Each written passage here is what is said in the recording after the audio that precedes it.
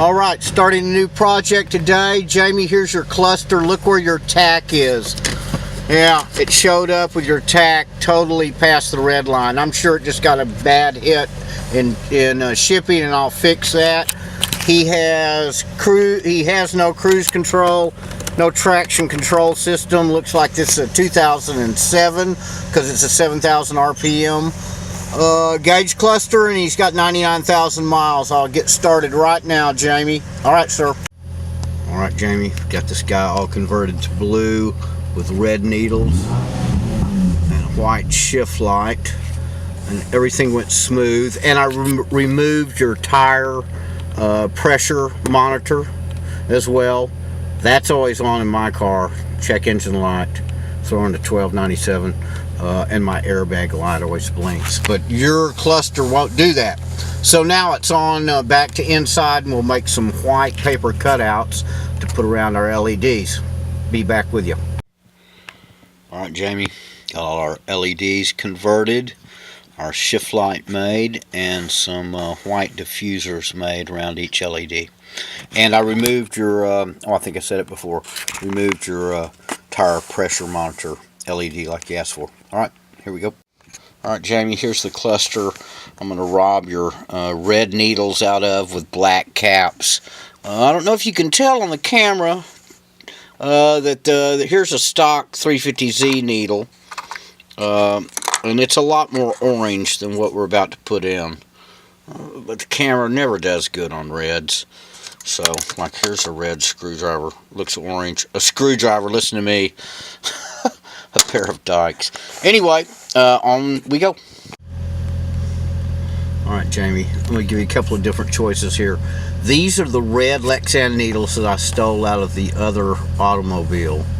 The shift light has a different effect. Now, these will look better in the day because they'll stay red. I know they look a little orange on the camera. They'll stay more red in the day than the white needles using red LEDs. But the RPM doesn't really change color, it just brightens up. See how that effect is? The actual needle itself, this part doesn't really light up. Now I'll swap out needles to white needles. I'm going to have to rip open another cluster to show you. And then you can make your choice on that. And I'll also make a video in the day tomorrow and show you the difference, so you get a complete picture of daytime and nighttime. Alright, let's put the other needles on. Alright, these are the clear needles that are painted white on the bottom. And you see they're a little longer. You see on your fuel and your temp, they're a little longer. And this one has to be cut just a little or rub on the case. But the effect is much different and more pronounced. See, actually the whole needle changes color. So what I should do is get back to work on your other parts, and then we'll make a video tomorrow in the day of these compared to the black top that are all red. And then you can make a decision, and I'll put it together tomorrow night. Alright. Okay, before I go back in and start on your center cluster, I've done your little side lights for your main gauge cluster. And I would say when you because you didn't send me the case to your main cluster, I would say that when you're putting it back together, put these in, go out to the car and look at them, because they're on little wires. You can bend them. You don't have to push very hard, but just make sure that they're even for both icons. I think I've got them right, but sometimes I put a cluster all the way together and I look at them and one of these has moved or something. So just check that out, and I'll post all this stuff for you right now, as a matter of fact. All right then. Okay, bro, I always plug in gauges and check them before I do work on them. And I'm going to email you about this. Look how high the oil pressure is, and I'm at idle. I don't know, and your voltage is way over there where we can't even see it. So I hope you know where your oil pressure normally rides. I found out this week that the oil pressure sending unit is down by the oil filter, and in fact, I'll just go buy one of those here in a few minutes off eBay. I checked at the auto supply, they're about 70 bucks, but they're 50 on eBay, and that'll make sure I won't have it, but I'll finish yours by the time I get there. But that will make sure, getting a new one, I've got about a little over 100,000 miles, will make sure that the oil gauges read properly. Anyway, just wanted to show that to you before I take this thing apart. It's totally bizarre. All right, sir. Now, interesting, with them turned off, they're in the proper place. Now watch. Without even turning the motor on.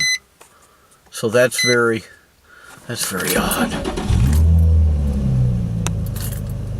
Well, that's just totally odd. Well, okay, I'm gonna take it apart and see what's going on here. All right. Okay, both needles are at the stopper.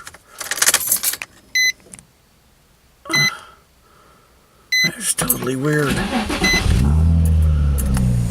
I've got the aperture open all the way just because I want to see those needles in the dark there. Man, I almost hate to spend all night doing the LEDs on this thing if it's reading wrong or something, because that doesn't seem right at all. Will it straighten up when when I change the needles? Why don't I change the needle position? Here, I'll just reset the needles right now before I do the LEDs, and we'll see what happens. Hang on. Okay, so I pulled them off and reset them.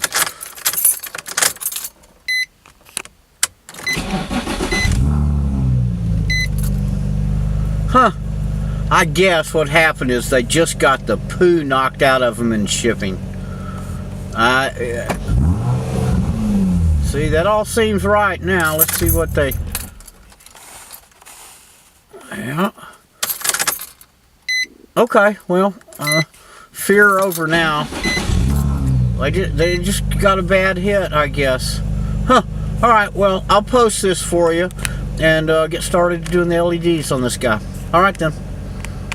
Oh, I don't know, man. It's up around 16 volts now. I don't know if it was that way a minute ago when I was looking through the camera or not, but that's not right. Let me reset it and try again. Alright, I just reset it again, a little past 14 volts. That's what it actually reads when you're running.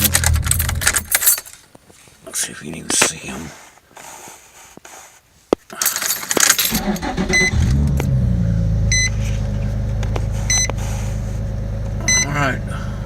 Alright, well, we'll do it.